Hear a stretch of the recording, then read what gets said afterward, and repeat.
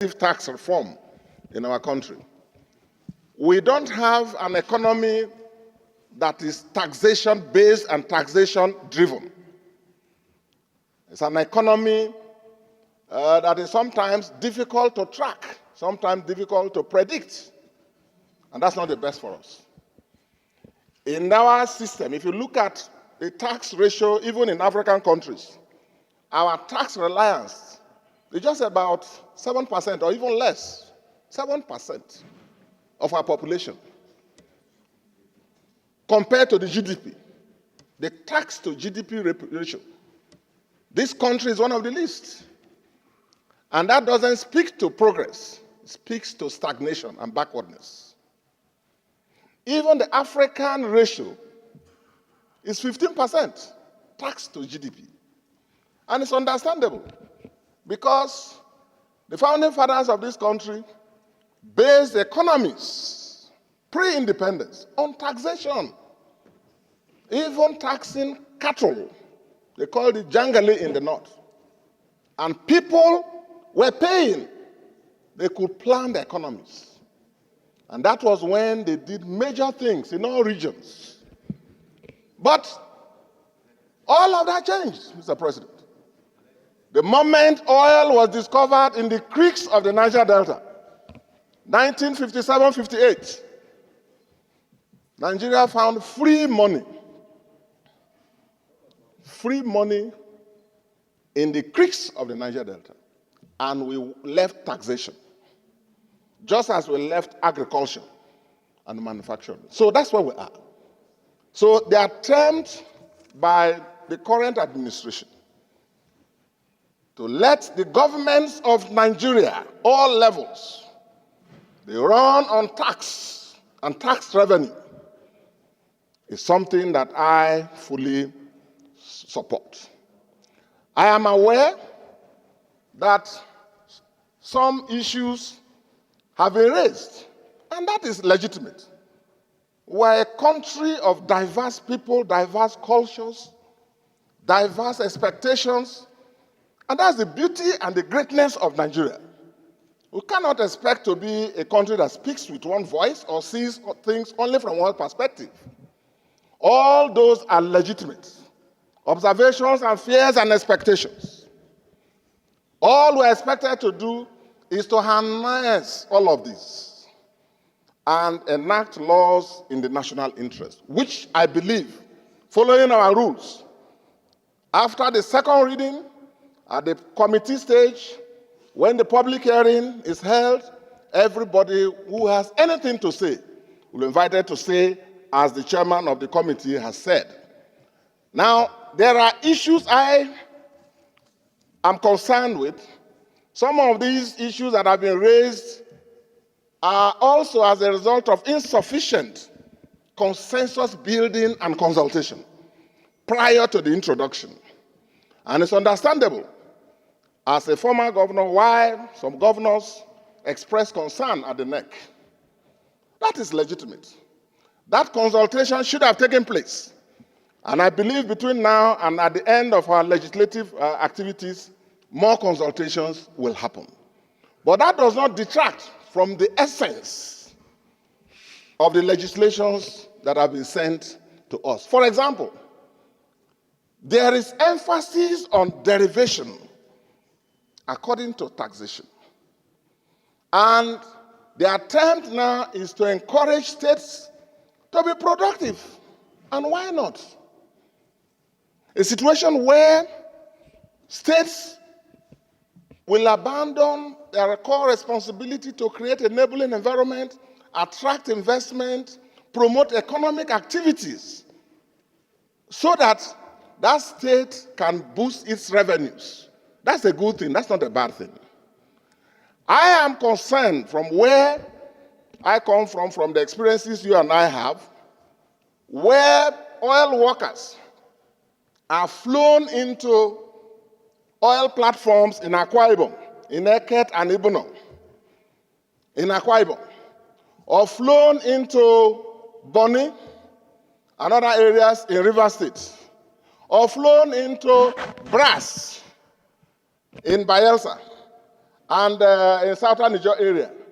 And in Delta State, in Ogola and Foropa, Ogola and Fokadus, we're interested that this is an opportunity for the payee taxes from those oil workers to be calculated and paid to the oil-producing states where those activities are generated, as against being calculated and paid to where the head office is located, as has been the case, where the tax is registered. And from the general principles underlying this bill, as I explained yesterday, there is a move and a commitment by the executive to address that issue of revenue derivation, to ensure that payee taxes, even for the oil workers that are flown in and flown out every day at the end of work, or 2 days, be calculated and paid. If that is done, I think that is a good move that should be supported. The other area in VAT, according to derivation, when we get to the committee stage, we'll look at the specific details. But there's nothing wrong in saying that the telephone calls that are made in Bayelsa or Akwa Ibom or Sokoto or Kano, the VAT on those things that are consumed be calculated and paid to those states. And we are told that that is the essence of these bills. And there's nothing wrong about it. Because VAT is a consumption tax, it's not a production tax. Those who are in the states who consume services, the VAT accruing to those should be calculated and paid to it. I'm sure when we look at the details, we'll see whether there's enough mechanism to guarantee transparency and accuracy in terms of administration. Those are some of the things we'll fine-tune. So, Mr. President, this is a good move, and there is an effort also to reduce the burden of taxation on Nigerians. Corporate taxes by the proposal. If you read the bills, there's a proposal to reduce corporate taxes from next year, reducing it from the 30% that it is currently to 25%.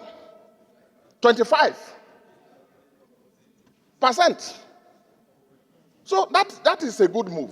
And there's also a move to remove the people at the lowest level in terms of their salaries and so on, to exempt them completely from taxation. These are good things in this bill that should be encouraged. Mr. President, it is for these and other reasons, and principally, as a federalist, which I've been all my adult life, I see these bills as a move towards entrenching fiscal federalism in Nigeria, which I fully support. So, Mr. President, I use this opportunity to call on all my colleagues to agree that these bills, all 4 of them, should be passed for second reading to enable our committee and the experts and the general public engage in accordance with our rules. Thank you. No, please sit down. If you are traveling from Lagos to Akwa Ibom, all the local government people, the tax collectors will run from the bush and block your car. And then they will ask you whether you have tire permit, whether you have exhaust permit, and they will mention that this is Onyangwe local government of Edo. As soon as you pass there, you get towards Onitsha, they will block you again and ask you for the same thing. And then you will show them, they will say, no, that one you paid for Edo, we are talking about Anambra. You move from there, you get to Ihiala. They will say, stop. What of the one for Abia? Multiplicity. In fact, it frightens you to move on the road in Nigeria because of local government taxes. And if you don't have money in your pocket, your car will be kept there for at least 10 hours. So if the bills or any section will also address these issues of multiplicity of taxes, I think it's something that we should all look at. And I also want to remind us that we are discussing the general principles of the bills. The specifics The specifics will be looked into whenever we go for the public hearing. We'll get the experts, we'll get the traditional institution, we'll get our governors and all other stakeholders concerned to make their input. We will not pass anything here that will not be in the best interest of Nigerians. We believe strongly that what is good for Nigeria is what we will do. And we should at this stage even say, let's go for the second reading so that we can subject it to legislative processes. Who do I call so that, no, I won't put any question until I hear from Senator Ndume. South. Mr. President, as you said and as we discussed, reforms is necessary if we have to move forward. Even in our lives, you look at where you are, where you want to be, and how you want to be, so that you get there. I am not against reforms. And I'm not against these reforms, tax reforms. My problem is, number one, the timing. The timing as it is today, when you talk about reforms to Nigerians, whether it's good or bad, they misconceive it. And as we said, I just want to add to what distinguished Senator Sekibo,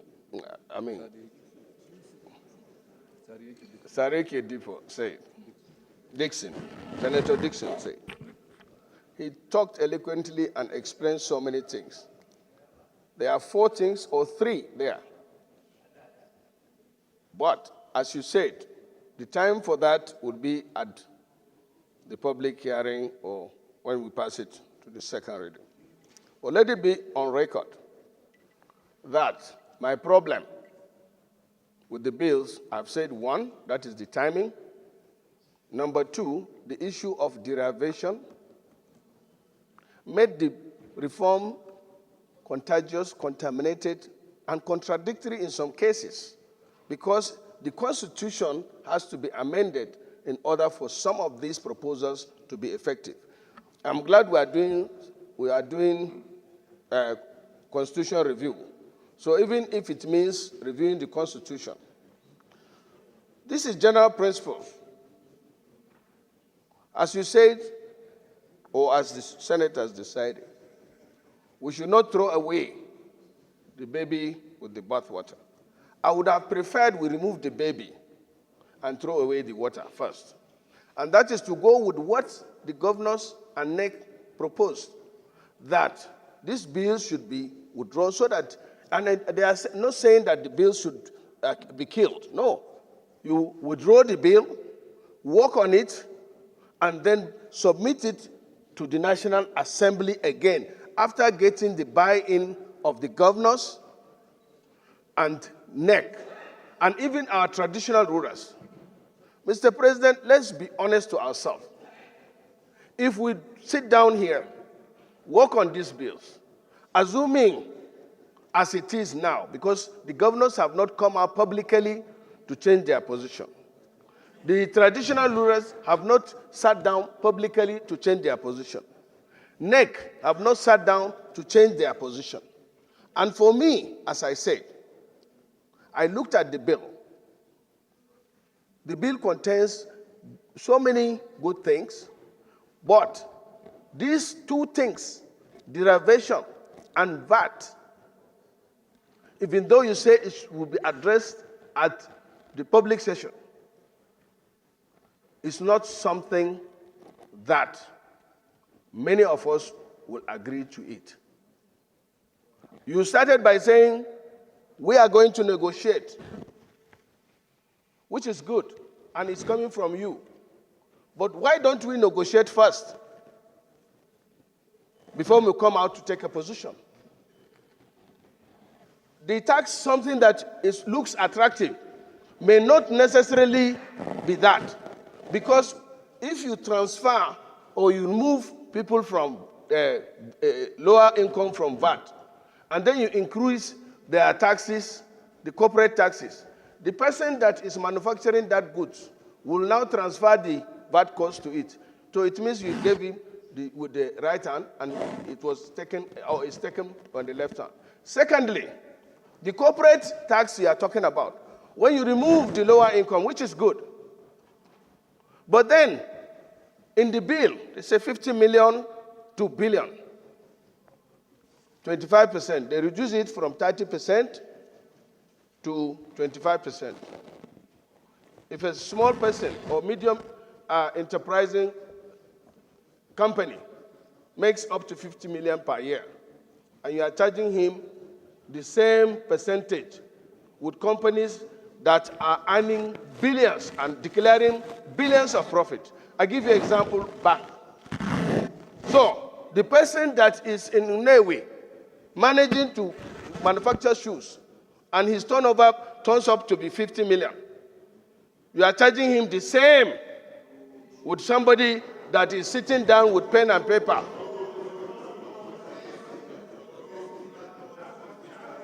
Read it, and you see.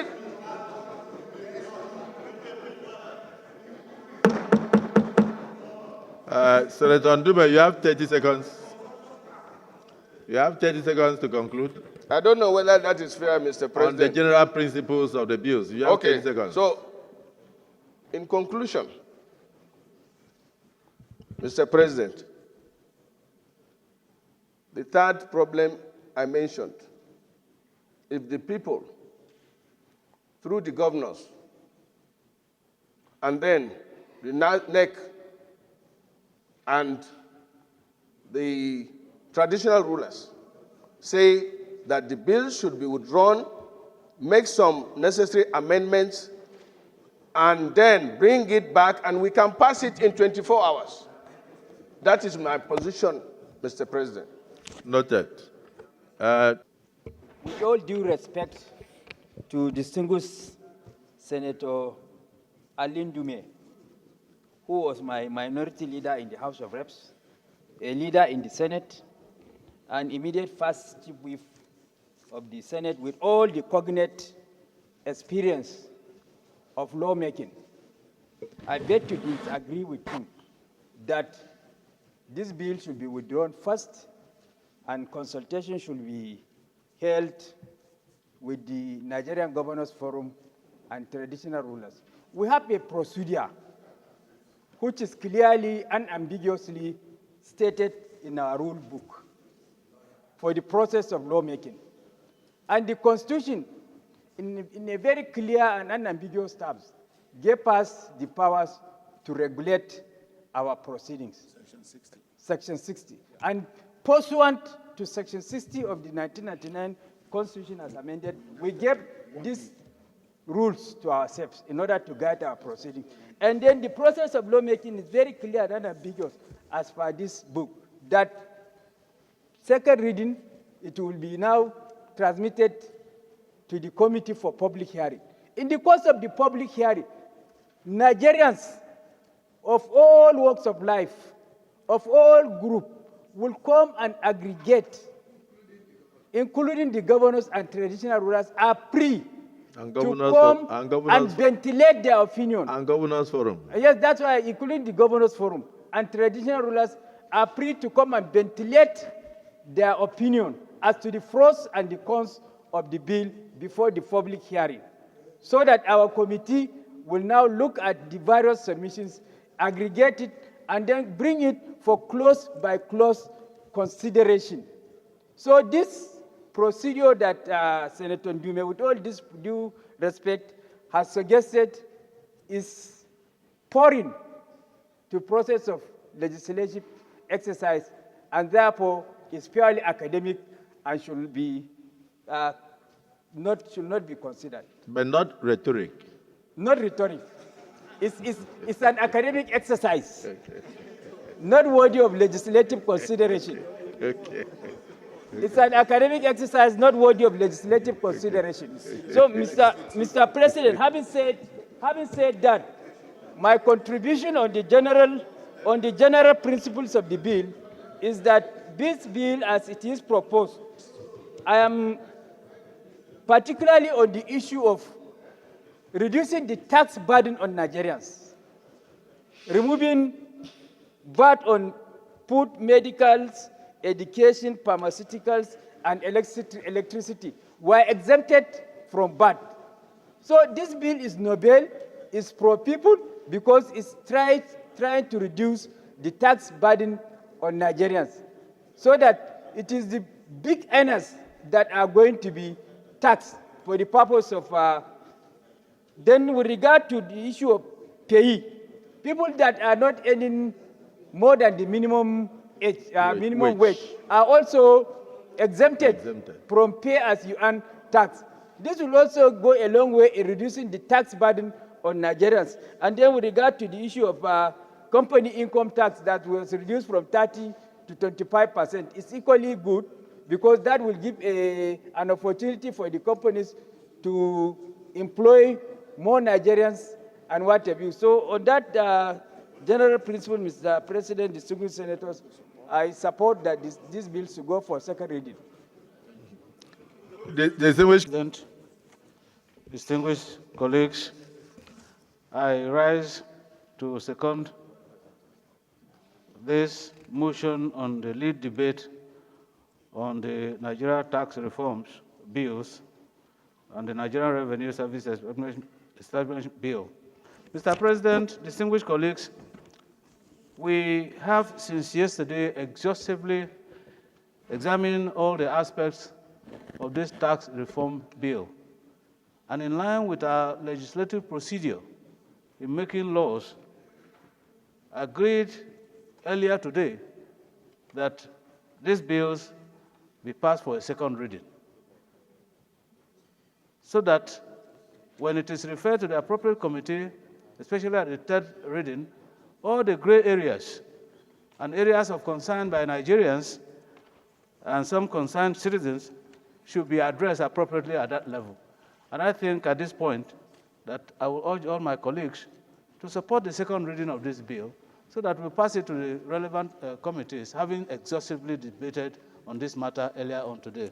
I so submit, Mr. President. This bill, I believe, is coming at a time when Nigeria is trying to reform its economy so that we meet the standards that other advanced economies have reached.